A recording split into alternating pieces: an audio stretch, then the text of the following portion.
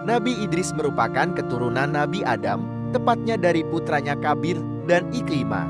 Nabi Idris hijrah dan tinggal di Mesir.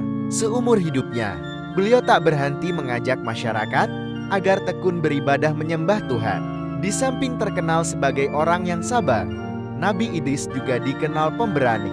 Karena hal ini, beliau mendapat julukan Asadul Usud yang artinya singa dari segala singa. Dikutip dari buku Kisah Nyata 25 Nabi dan Rasul, Nabi Idris wafat pada usia 308 tahun. Usia ini terbilang muda jika dibandingkan dengan usia nabi-nabi yang lain. Misalnya, jika dibandingkan dengan Nabi Nuh yang berusia sekitar 950-an tahun. Keistimewaan dan mukjizat Nabi Idris. Nabi Idris diketahui menjadi sosok pionir dalam ilmu arsitektur. Beliau juga dikenal sangat cerdas. Berikut beberapa keistimewaan dan mukjizat lain Nabi Idris. 1. Mukjizat Nabi Idris AS menerima 30 syahifah.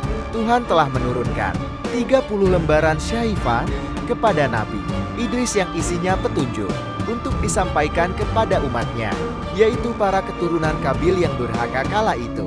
Nabi Idris diangkat Tuhan untuk memerangi semua kemungkaran dan kekafiran, serta mengajak seluruh kaumnya untuk menyembah Allah SWT sebagai Tuhan yang Esa. 2. Nabi pertama yang bisa menulis dan membaca. Mukjizat Nabi Idris yang selanjutnya yakni sebagai orang pertama yang diberikan kelebihan, sehingga pandai menulis dan membaca.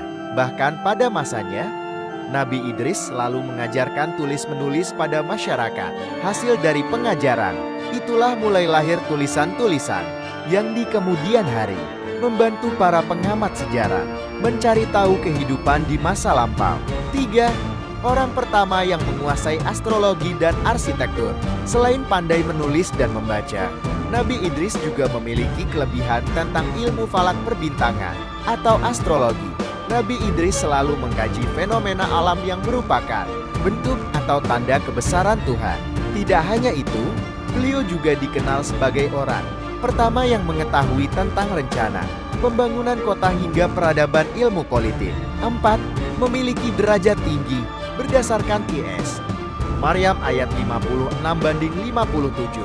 Dijelaskan jika Nabi Idris merupakan seorang nabi yang bermartabat tinggi.